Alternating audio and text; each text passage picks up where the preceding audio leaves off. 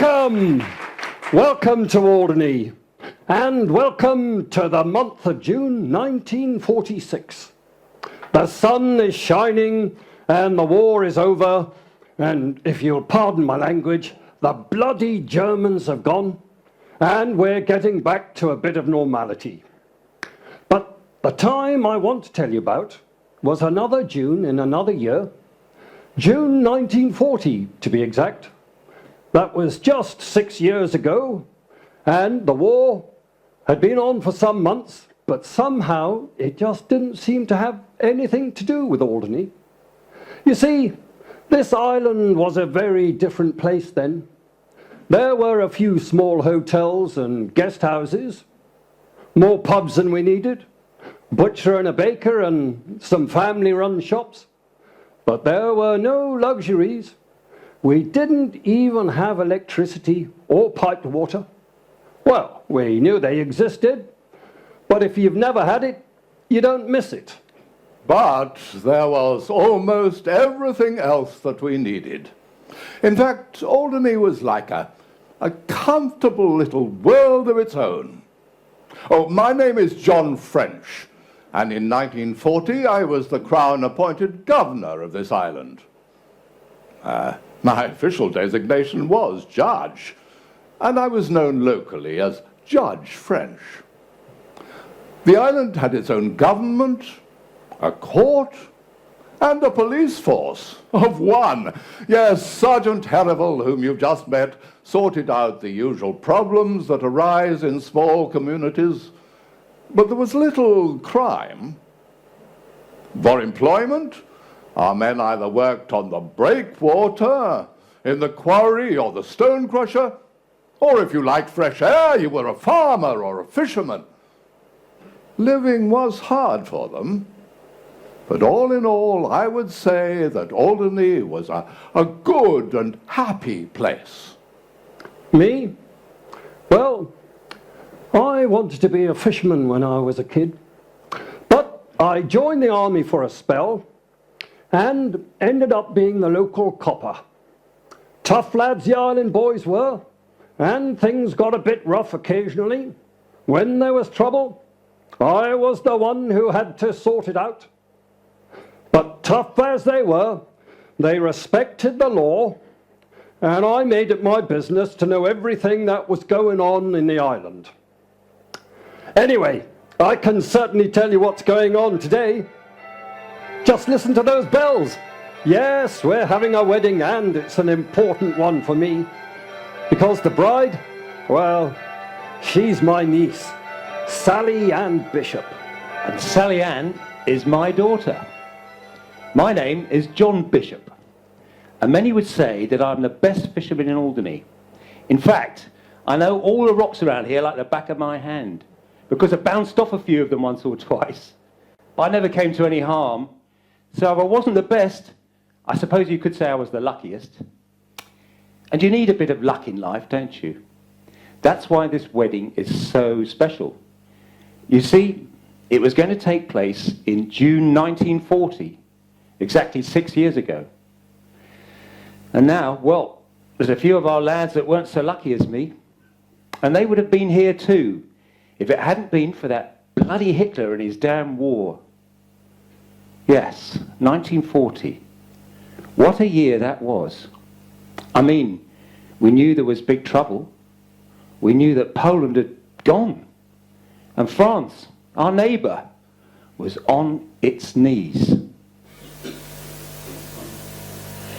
That no such undertaking has been received, and that consequently this country is at war with Germany.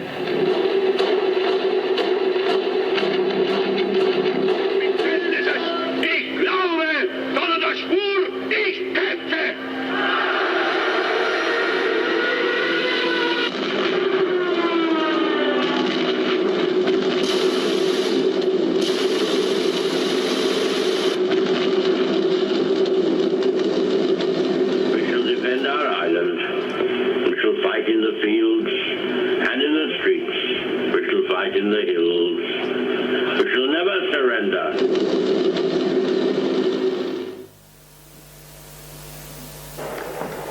you know what? We didn't know, see or hear any of that because we're so cut off from everything. We had no radios, telephones or newspapers in Alderney in those days.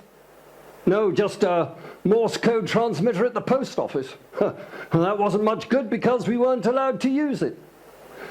And Judge French, well, he told us nothing. I suppose we blamed him a bit, really. But he couldn't tell us anything because he wasn't being told anything himself. Well, we really didn't know what to do for the best.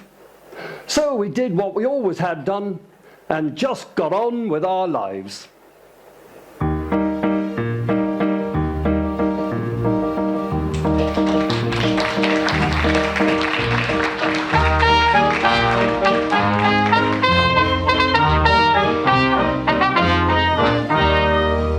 When I was a boy, I would sit by the harbour, watch for the fishing birds back from the sea, and I'd gaze to the distance, for I longed to be a fisherman. They rounded the jetty, and I wished it was me. So pull in your nets, lads, hoist up the sails, haul in your pots and grab lobster by their tails. We'll load up our store pot with lobster and crab, and it's down to the divers where a pint we will grab.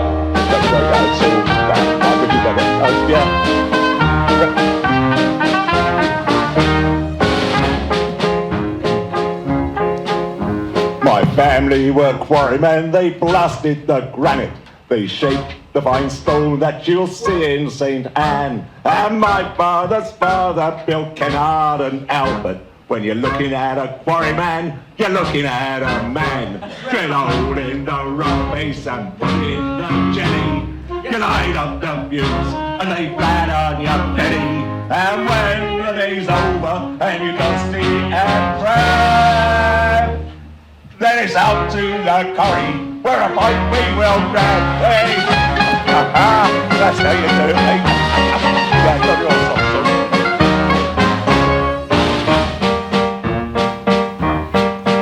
on. My kinfolk are farmers and I tend our cattle. For this island's cattle are famous, you see. The Jerseys and Guernseys, I don't really rate them, but I fancy sister, she fancies me. We get up early, we water and feed. There's plenty of grazing, there's more than we need. And when day is over and we've all milked our herds, we drink up the Murray to get away from these turds.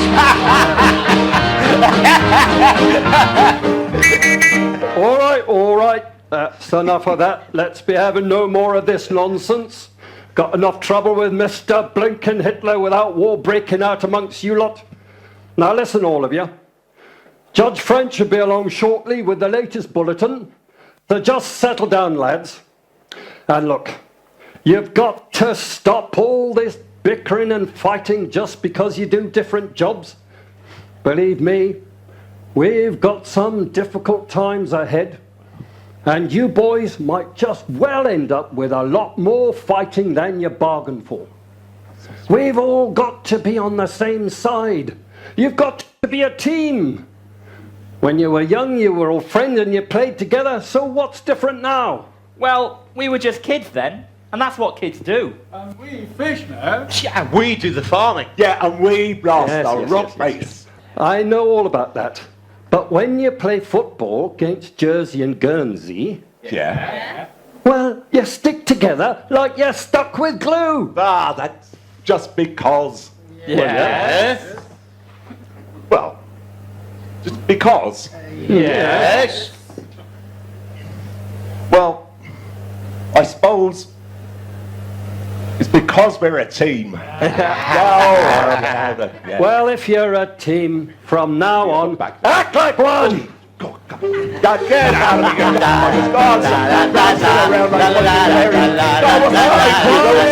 here. Quiet. Let's be having a bit of quiet for Judge French. Good morning, sir. Is there any news for us? Well, Sergeant, I'll come to that. Oh, good morning, everyone. But first, let me introduce Lieutenant Jack Davidson. Now, Lieutenant Davidson has been sent over by the British government to help coordinate any decision we must come to as to our future. And he will make himself known to you all in due course. But as for news, well, it's not good news. In fact, it's not really news at all. It seems that the British authorities are going to leave it to us to decide whether we remain here or are evacuated to England. Yeah, but what happens if the Germans attack us? I mean, we haven't got anything to defend ourselves with, and we'd be crazy if we did. Look, sir, we've got to do something, and it's got to be soon. I mean, you can hear the gunfire coming from Cherbourg, over there. We should stay put. The Jerrys won't want to invade Alderney. There's nothing here for them. Yeah, so what do they mean by leave it to us? We're not soldiers. Aren't they going to send troops here to defend us, sir? Well, what do you think, Lieutenant Davidson? You're better qualified than I am to answer that question. Well, sir, in my opinion, the British government will not send troops to defend Alderney. So quiet. Let the lieutenant answer the question. Why? Because our forces are committed to holding back the Germans in France and to defending the homeland. But this is our homeland. Who's going to defend us then? Anyway, I don't think the Germans will come here. Why would they want to bother with us? We're just a tiny speck in the ocean. Well, if you will forgive me, madam, this may just be a tiny speck in the ocean, but to the Germans it's important because it is a British speck in the ocean, and they are desperate to set foot on British soil, no matter what the size. It would be good propaganda for them. That's what the German people want to hear, and so they will make the most of it. Well, I will not be going anywhere. I have lived on this island all my life, and I will die here in my own home, in my own bed. But look, if we stay here, we've got nothing to gain and everything to lose. At least if we go to England, we know the women and the children, they'll be safe, and we can work and we can fight. But what about our people? What about their homes and their possessions? What about your cattle, your horses, your dogs and your cats? And who is going to look after our church? No, I say those who want to stay should stay and try to live their lives as normally as they can. No, I agree with Billy. If the Germans did come here, what would we fight them with? Our gas masks. The militia has gone, and I say we go too. Well, if we have to go anywhere, I wouldn't mind going to Guernsey. I went there once. I had a lovely weekend. Oh, and I met some very handsome young men. Oh, I remember it so well. Look, Sadie, I think we've all got more to talk about than your past love life. But if you ask me, I think we should stay here and see it out. No matter what the Admiralty or the Home Office or anyone else says. I mean, if the Germans do bother to come here, surely they will see that we're no threat to them, and they'll just let us get on with our lives. What's more important right now is to get ourselves organised. Nobody seems to know what the devil's going on. That's down to Judge French. That's his job. I mean, he's in charge, isn't he? The judge is our appointed leader. He was appointed by the king. God bless him. Yes. Well, you know, I'm quite sure we could organise a small local defence force, you know, which I'd be quite prepared to lead. You know, I saw quite a lot of action in the last lot, and I'm quite sure there'll become quite a number willing to volunteer. Under my command, of course. Thank you, Captain O'Dwyer. I'm quite sure that should it come to that, you will be the first person we call upon. But first, we must consider all of our options. But, regrettably, options are a luxury we're rather short of. All I can promise you is that I will keep you informed of any developments or any information if and when I receive it. As for other news, well, there is none. And I'm afraid that's all I have to say for the time being. Look, I'm sorry, but that man is tired and useless. And I'm fed up with all this hanging around and indecision. And if there is a boat going to England or Guernsey or anywhere there aren't any Germans, you can be quite sure I'm going to be the first one on it. Yeah. And you're coming too. Do come. We can always send Sadie down to the harbour to greet them. That should scare them off. Ooh, hey, you cheeky young devil, don't you go worrying about no Germans. It's you what's going to get sorted out first, and I'll sort out the Germans after. And another thing, who was it took my washing off the line on Saturday night and I ate up outside the divers? I wouldn't be at all surprised if it was you lot. And when I find out who did it, your feet won't touch the ground. No respect for your elders, that's your problem. Oi, come back here, you two.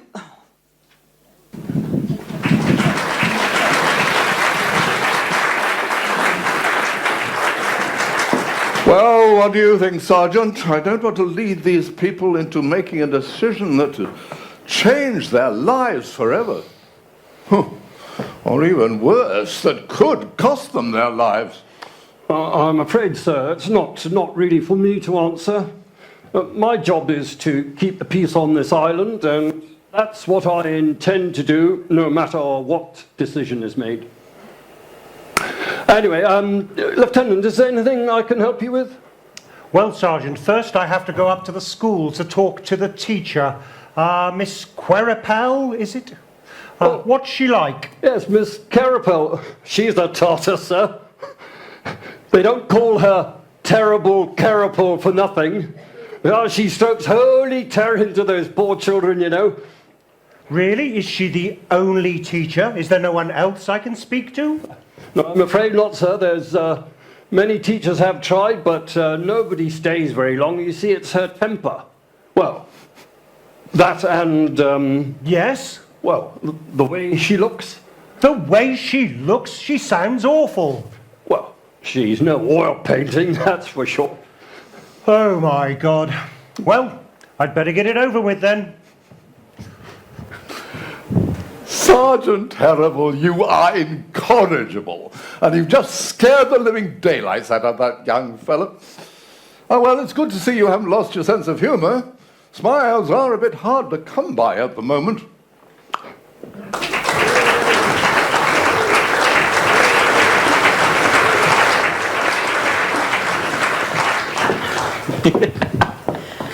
Oh, Billy, if the Germans do come, then what's going to happen to us? I mean, we're meant to be getting married in 2 weeks. Well, at the moment, I'm a little bit more worried about what's going to happen to that lot when Sadie catches up with them. Well, I think that's really unfair. I know she's a bit odd, but Sadie is very kind, and she was wonderful when I lost my mum. She was like a mother to me. I was only 15, and she came round every day for months until she was sure that I could look after myself. No, she really is a lovely lady, and they shouldn't make fun of her. But, Billy, I'm not talking about Sadie, I'm talking about our wedding. I'm sorry, Sally, but the way things are, well, everything's got to be on hold until we know what's happening. One way or another. Yes, I suppose so. But, Billy, with all of this trouble, if the Germans do come, then what's going to happen to us? Do you think we'll be prisoners? I don't know. Do you think we'll have to leave the island? I don't know. But what I do know is how much this wedding means to you. And I feel exactly the same. We've known each other since we were kids, and I can't ever imagine us being apart. But if we do go, well, I will have a duty. What do you mean? Well, a duty to be a part of it.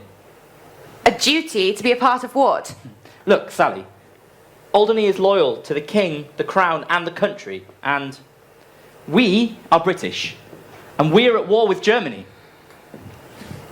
So, if we do go, I will join the Royal Navy, as my grandfather did in the last war. And just as my grandfather did in the last war. But I never laid eyes on him, because he was killed. Before I ever had the chance, killed for nothing. And I don't want that to happen to you, and if you die, then my life will end too. Oh, Sally, wait.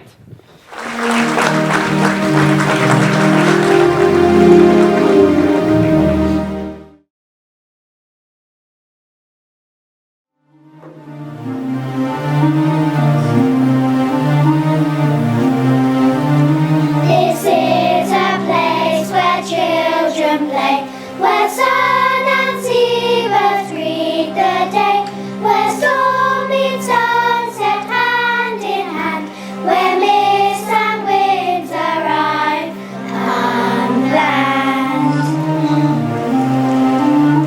Our island owns a tiny plot, and we all love the life we've got.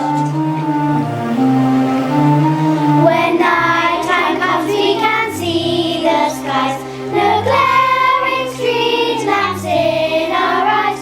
When dawn arrives, the songbird sounds are followed by the milkman's rounds. The world around has much to give. Let others live the life they live. To all grown-ups and to those who rule, please don't take the green away. Please don't take the light away. Please don't change the beautiful. Please give us children room to play.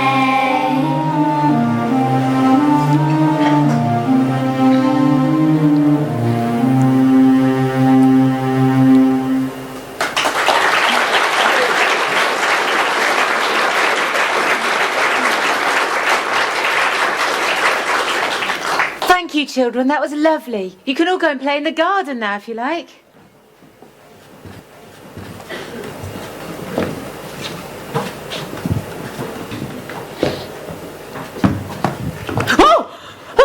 Oh, good morning, Lieutenant. Is there any news? Beautiful, just beautiful. Yes. They do sing beautifully, don't they? Oh, no, not the children. Well, them as well. Them as well as what? Well, they're beautiful, like you, that is. Oh, I don't think anybody's ever said anything like that to me before. Do you always say things like that to women when you first meet them? Oh, good heavens, no. No, never. Well, just once. Just now. Just to you. Just now. Just you.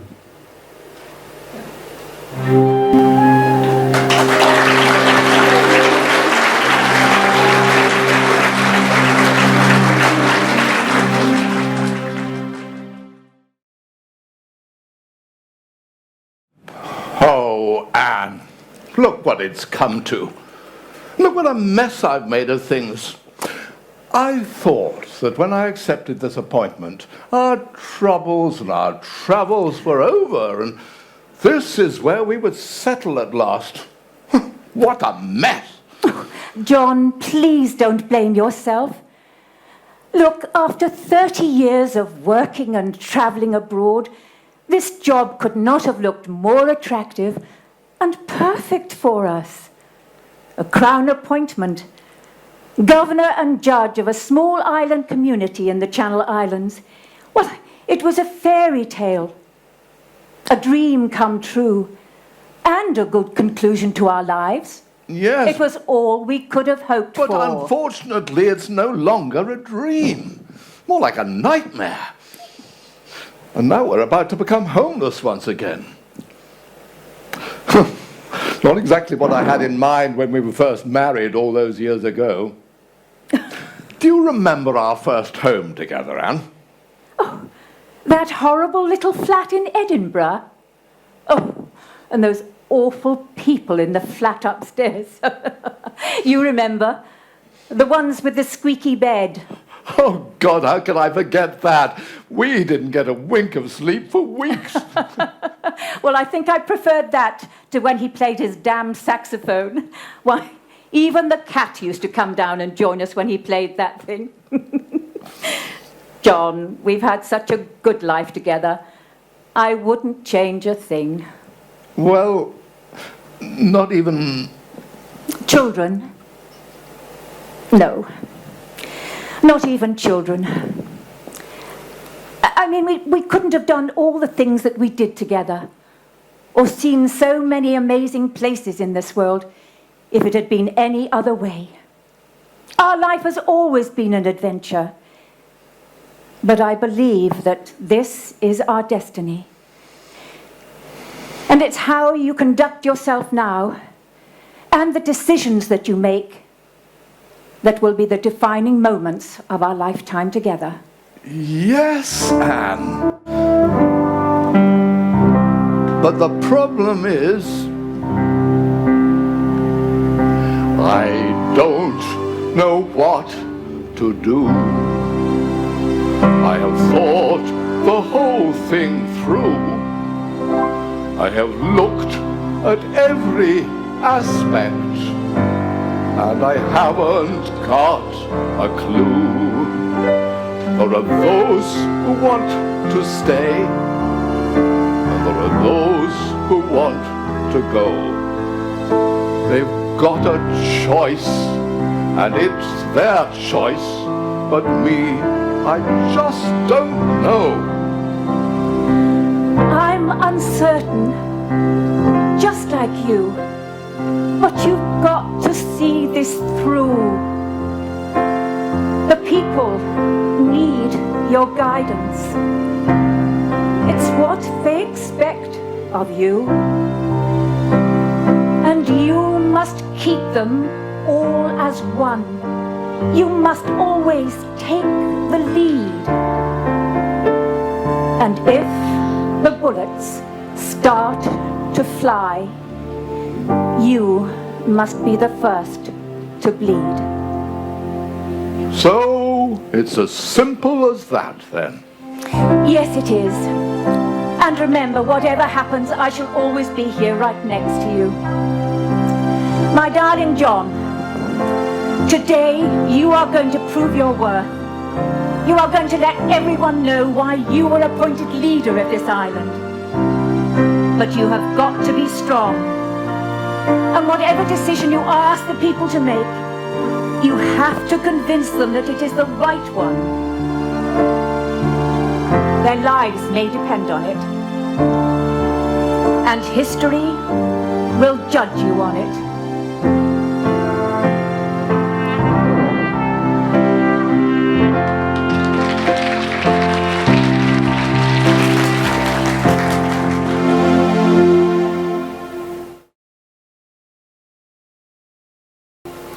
What a wonderful place this is. I love it here. Life moves at such a gentle pace, and no one's in the slightest hurry. I don't know about that. Some things happen very quickly. I didn't even know you yesterday. But, well, I suppose it's because the island is such a tiny place, and there's no need to hurry. So if the sun comes out and you decide you want a picnic, you can get everything together and go to where you want to on your bikes in no time at all. Yes. Of course, it would be quicker if you had a bus. Well, why would you want to get there more quickly? In case it rained. If I thought it was going to rain, I wouldn't have chosen to have a picnic. Oh, it's just the convenience of having a bus. It would only be convenient if we needed the damned thing in the first place, and we don't. Oh, Emily, please don't get cross. You say you love it here.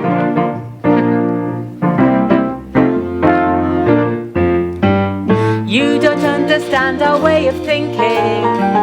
You talk to us like we're a flock of sheep. You just want change, you can't accept the change you seek. We'll lose the things that the very things you say that we should keep. You're so wrong, Emily.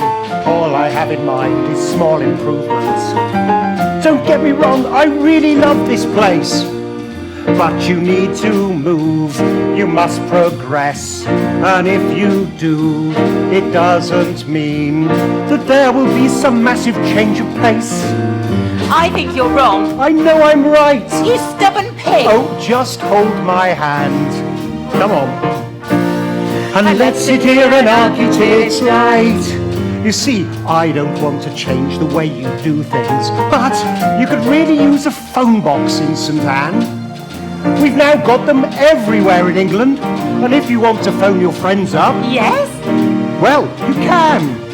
So, tell me, what's your latest inspiration? You could improve the tourist situation. Another harbour, maybe down at Bray. One just for yachts would go down well. Safe moorings there would really sell. Now that idea would very quickly pay.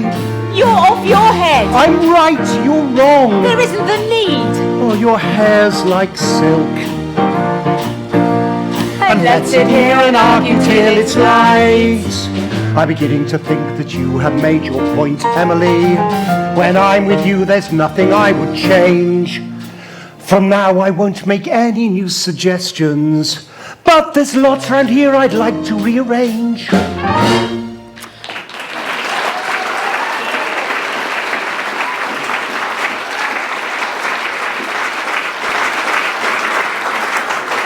Jack, I can't believe how quickly my life has changed. I've been teaching children ever since I left college. And I'm very happy doing just that, and that's all I ever thought I would do. And then you come along, and my whole existence has changed. It was the same for me. I've been in the army for 6 years now. A soldier was all I ever wanted to be. I had it planned. It was going to be my life. But now it's different. Now that I've met you, everything's changed, and my dearest wish would be for us to marry and spend the rest of our lives together. But Emily, that can't happen. I am a soldier. I'm here to do a job. And when that's done, well, our country is at war. And I just don't know how things will work out for me. So we'll have to wait till this thing ends. And then I'll come back. That's a promise. Oh, Jack. Oh, sweet Emily.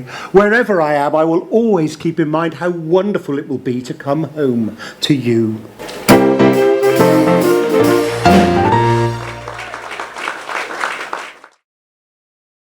Those cheeky young devils, always poking fun at me.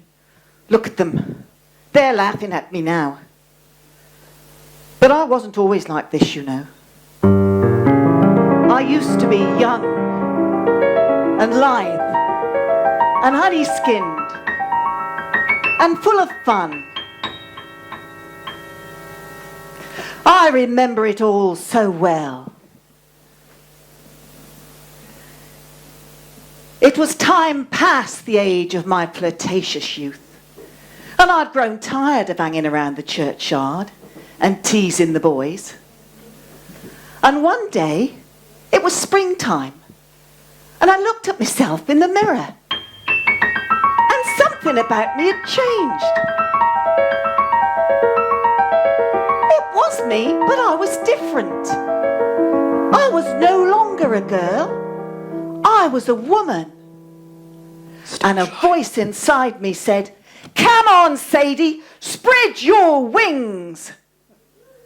So, I packed my bag and I went down to the harbour and I bought a ticket and I boarded the courier for Guernsey. I'd never been abroad before, but I had heard about St. Peter Port, and when we landed and I walked along the quay, I just couldn't believe how different it all was. There were ships in the harbour. And as I walked into town, it was vibrant with motor cars and buses. And there were people everywhere, and I didn't know any of them. And there were lots and lots of shops. And one of these shops was was bigger than the Island Hall and taller than Money Lighthouse. And inside this big shop, it had a thing called an electric lift, what went up and down between the floors. And there was a young man in a uniform that made it work. Well,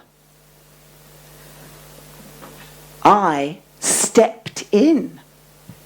And after I'd been up and down for about 10 minutes, the lift man said, "Madam, we are at the ladies' fashion floor. You may get out now if you wish." Me, I said, "And how will I get back down again?"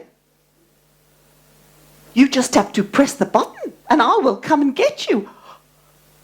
So I did. And it was like a wonderland. There was everything a woman could want, and a lot of things I didn't know existed. There were things to pull you in, and things to pad you out. And then I saw it. It stood alone on a stand, and it was the most beautiful dress I had ever seen. And it had the same shape as me. In fact, you could say it had my name written all over it.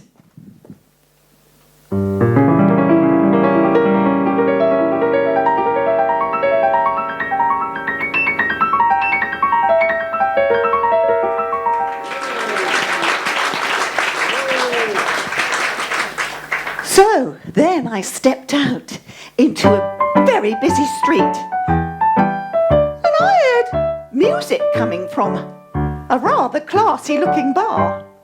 So I walked in.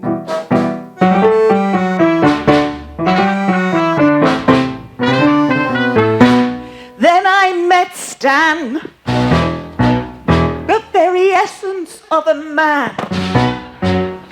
I fell into his arms, an instant victim to his charms. In love we danced the night away, well, some of it, till nighttime turned to day. And then my lover went away, and that was that.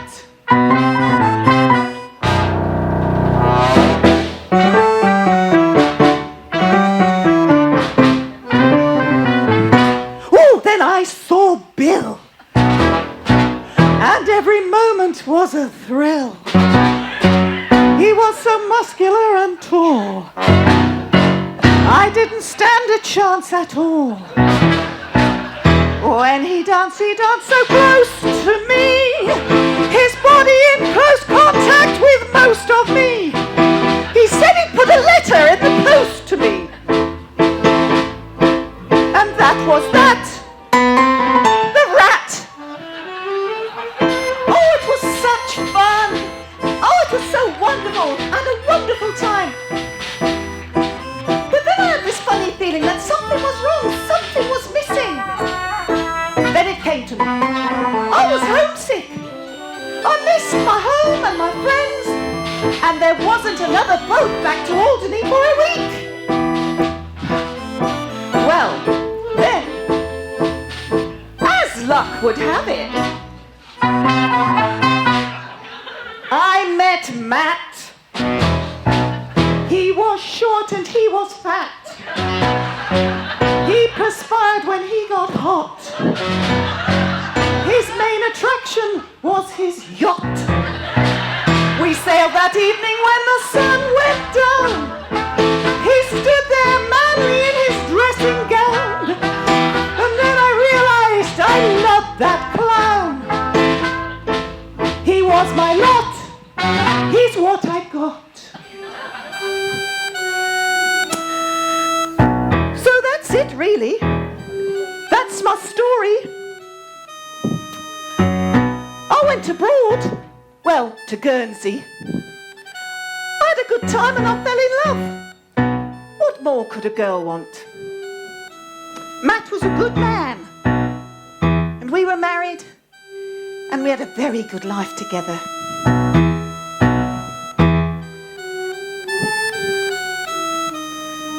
passed on now.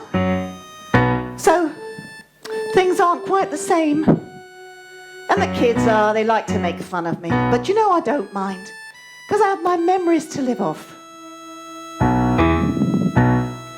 We sailed that evening when the sun went down. He stood there manly in his dressing gown. And something told me that I loved that clown. He was my lot. He's what I got.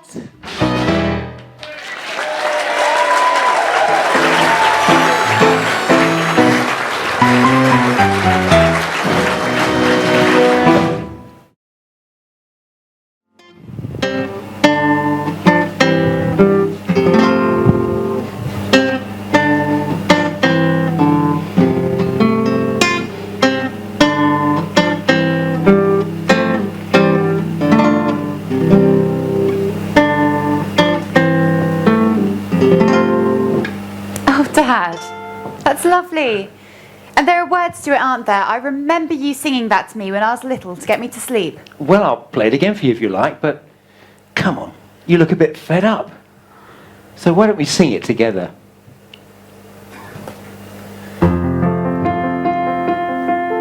When you were very young, I remember it.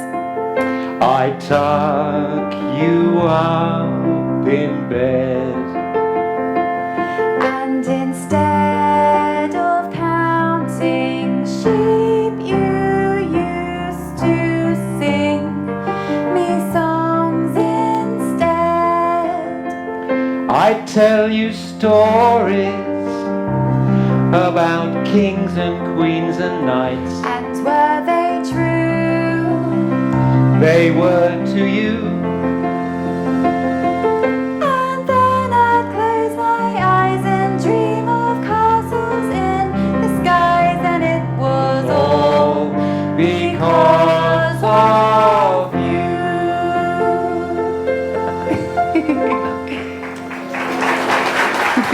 Now, come on, tell me, what's it all about? Oh, Dad, it's just, I'm so worried about everything, and now Billy's talking about joining the Navy.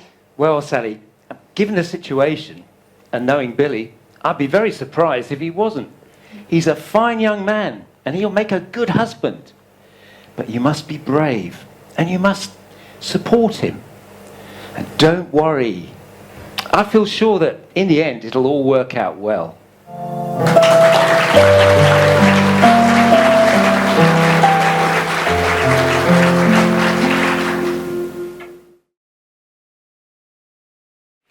Good evening, my friends. When we last met, I promised you that if I received any important news from the British government as to our future, I would immediately pass it on to you. Well, this afternoon I received information that is vital to us all. Word has come that the German invasion of the Channel Islands is imminent. Yes, and you must now make up your minds whether we leave this island and travel to England, leaving behind all that you hold dear, or whether we stay and face whatever is ahead of us. I say we should stay. Stay. Yes, I know what's going through your minds, but think hard. If we do stay, it almost certainly means that we face a life of subjugation at the mercy of an invader who, to judge by his past record, does not adhere to human values as we understand them, and who has shown no mercy to millions of ordinary people who did not have the option that is on offer to us now. So, let us make our choice wisely. I'm asking you, do we stay and become slaves at the will of an enemy who has shown no compassion to anyone in his path?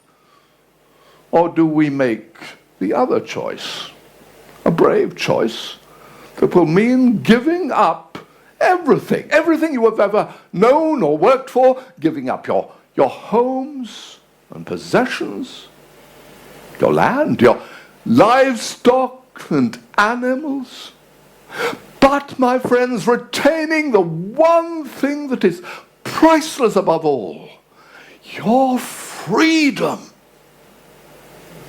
On this small island, you all know one another. Your children play together as you did as children. You spent your lives together every day as your forefathers did, sharing everything. Happiness, misfortune, and all the ups and downs of life, just as you have always done, together. We are a tiny, isolated community, so tiny that when the sun shines, it doesn't miss anyone. It shines on everyone. And if it rains, well, there are no exceptions. We all get a soaking together. And that is what I ask of you now. Let us face whatever is ahead of us together and as one. So, now I ask you the question, probably the most important question you will ever have to answer. Do we go? Yes, we go. We leave. No, I want to hear you. Do we go? Yes. And if we go, do we go together? Yes. There is a bond which joins us at the heart, and though our paths may part, no force on earth can change it. A power that binds our very souls through centuries of love, no man can rearrange. We've lived and loved the life we chose on this our tiny world, and now our family faces a test, the greatest test of all. So hear the trumpet call, let's face our fate as one. And when it's over, my dear friends, and this vast upheaval ends, we will start our lives again.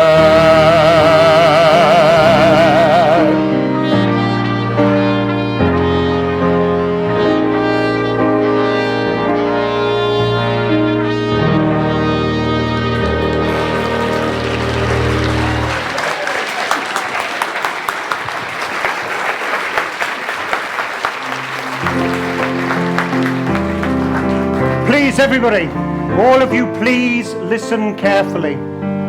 Shortly after dawn tomorrow morning, boats will arrive at the harbour to take us to England.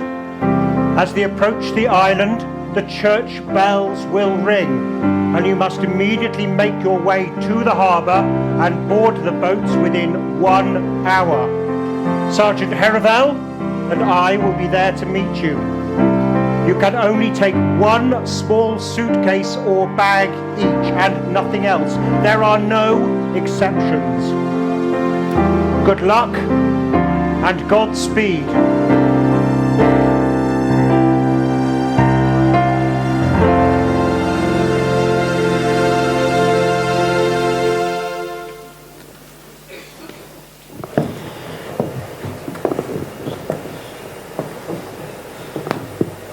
Well, Sally, this is it. You're on the first boat. There are more boats waiting offshore, and I'll be on one of those. So don't look back, and chin up. And I'll see you in England. Oh, Billy, I just can't believe that this is happening. Everything's been going so well for us. Our lives are a wonderful fairy tale, and now, well, everything seems so uncertain for all of us. Uncertain? No. Sally, as far as you and I are concerned, nothing has changed. And if our life is like a story tale, then we must see it out to a happy ending. So, try to believe and try to make it happen. I will, Billy. I will.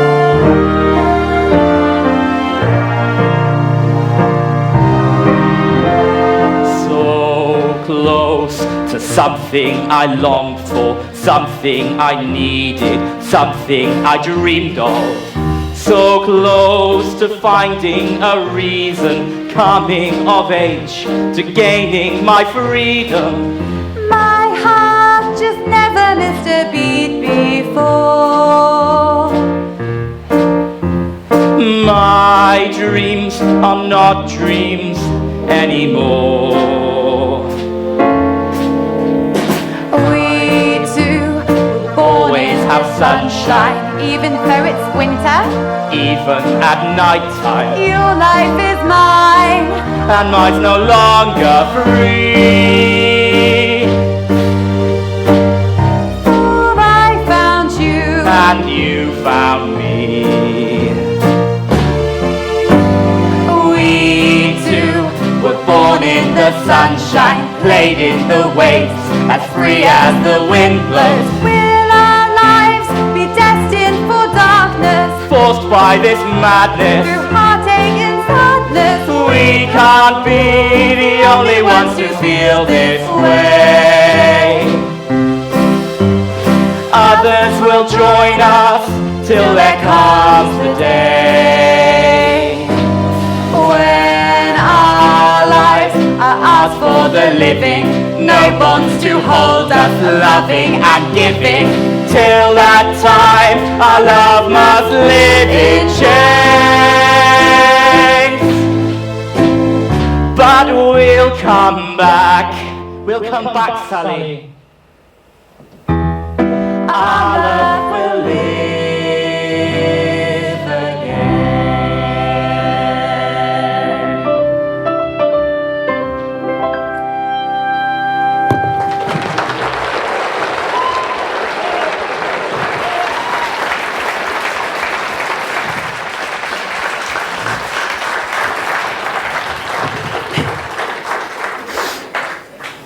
Bye-bye, sweetheart. I'll see you in England.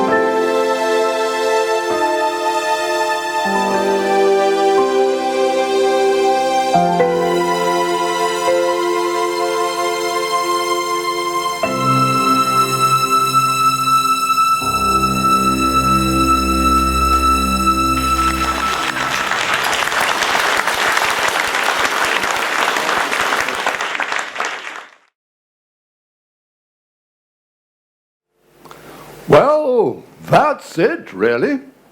The start of 6 long years of exile in England.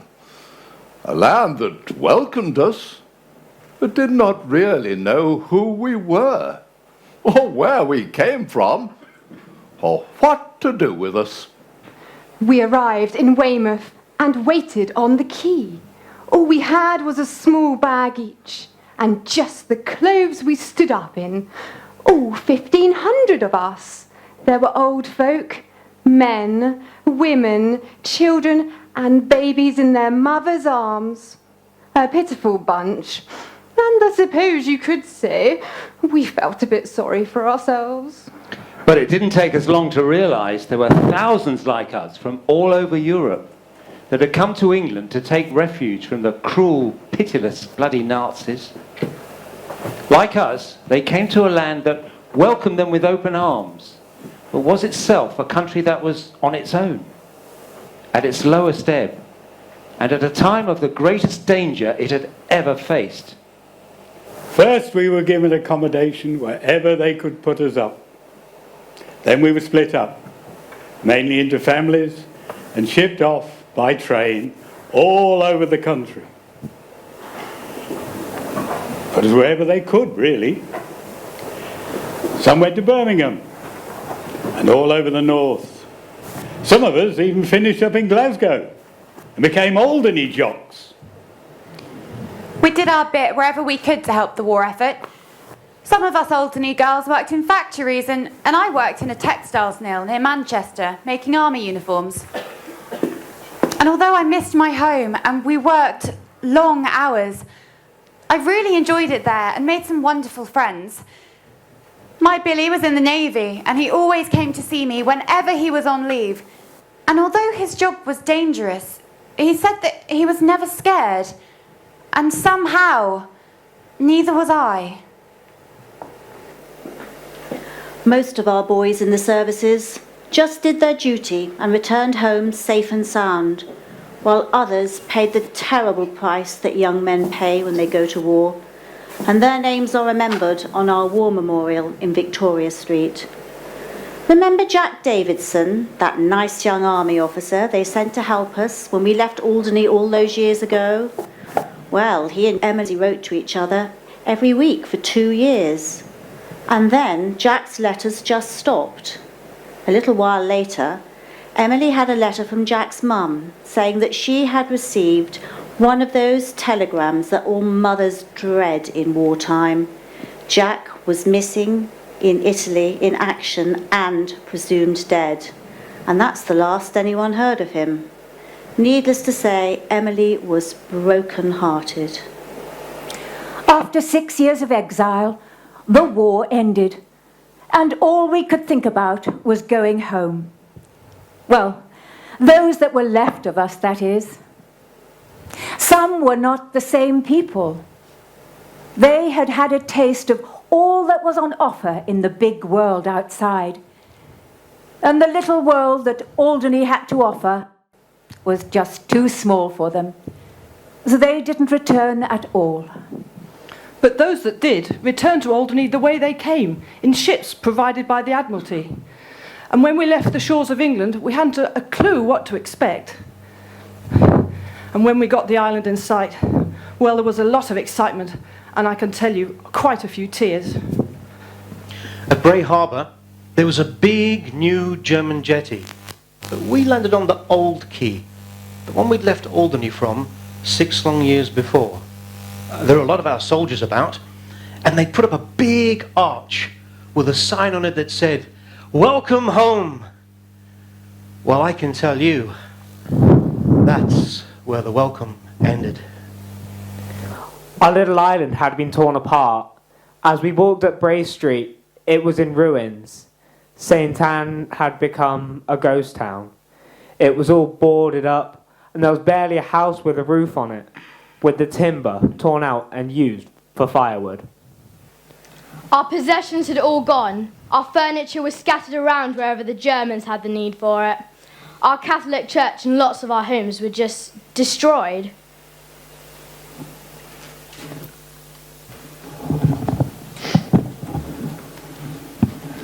The scene that greeted us was truly horrific. Alderney, our home, had been turned into a grim fortress built by the Nazis. To achieve this, the island had become a penal labour camp. Thousands of young men from all over Europe were forced into slavery to build vast concrete bunkers and fortifications all over the island. Their crime,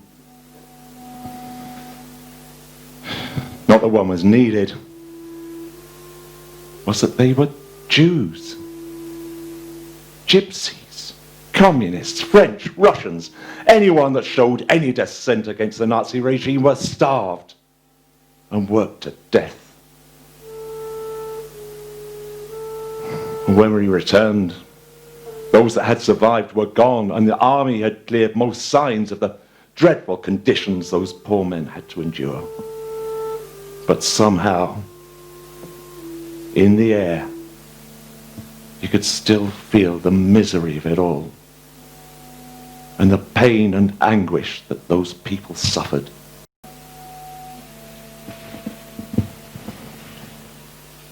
Sad, sad days.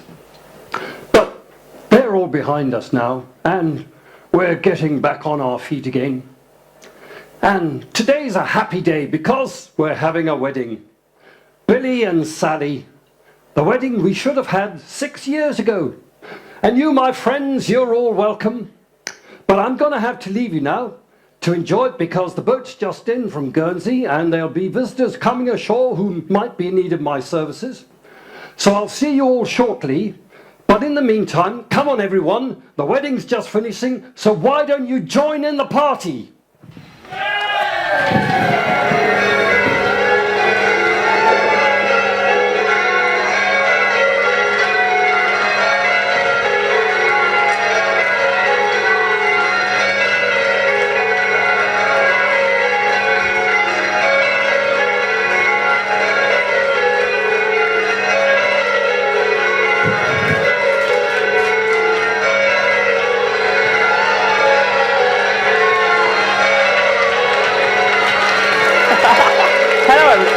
Thank you for coming. Thank you for coming.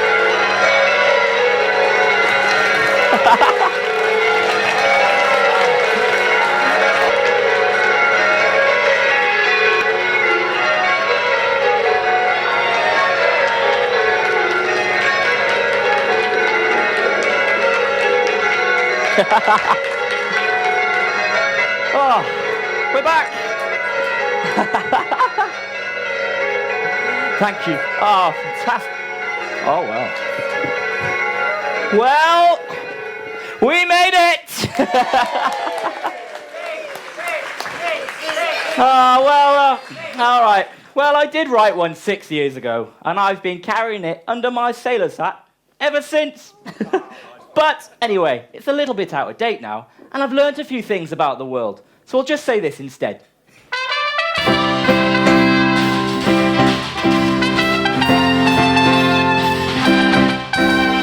6 years in the Navy with my shipmates good and true. They've all gone their ways, and they were special days. I've seen a lot of coastlines, but the one I longed to see, I guess, was this one. The one round Alderney. When we were away, I had a notice by my bed. It said there's no place like home. I've got the real thing now instead. No lonely nights and dreams of homes and thoughts of days gone by. There's no more wandering, and no more wondering. The quarries, they've all closed down, the stone crusher has gone, it makes the good old boys. And now no dust, no noise. But I'm alright, I've bought a boat and joined the fishermen now. We get on pretty well. The war has taught me how. Whoa! We were the kids who were singing at the school. We are 6 years old and now we think we're pretty cool. No more aerosols or sunny gas propaganda.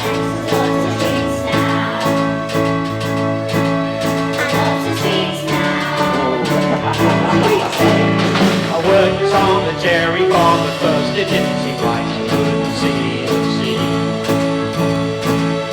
cows were black and white. Then I saw the farmer's daughter and the future looked quite bright. She married me. We've got a family. And the toast to the home guards, the soldiers to deploy. Did you meet King and Queen?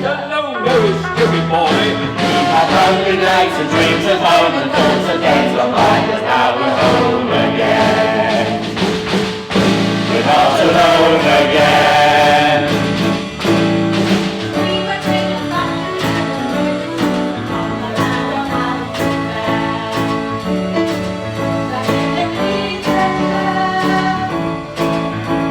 We didn't like the foreman, but nor did anyone, and that includes his wife. And his dear old mom. I had a lovely friend I worked with. Her name was Mary Jane. And when we said goodbye, we knew we'd never meet again. I had happy days and lonely nights and good friends that I made. I still write to them. Every night to them. We had happy days and lonely nights and memories that the fade, but now we're home again. We're not alone again. We had happy days and lonely nights and memories that the fade, we're not alone again. Because we're home again.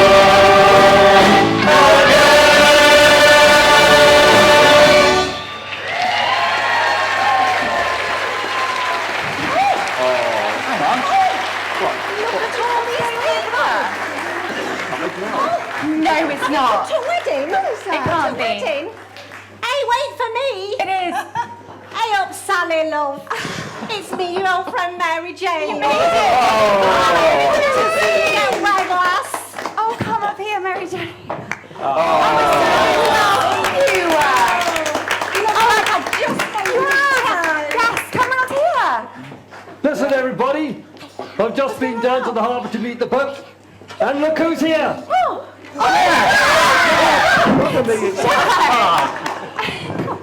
What are you doing?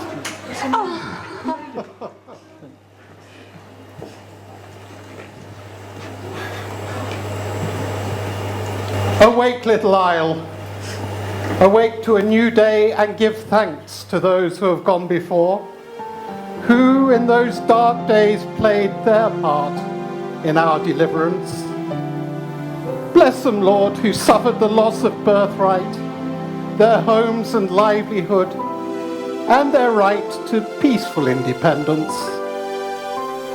Bless them and vow to pass to those who follow the knowledge of those events, to keep alive the story of their suffering and their final homecoming to this, their island home. Amen.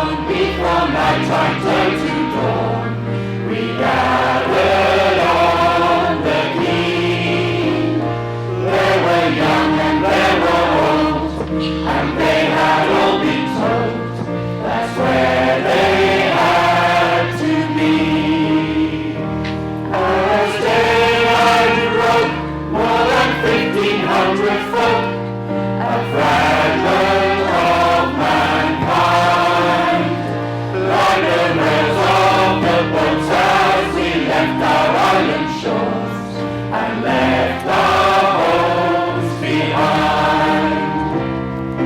Few words were said, but many tears were shed.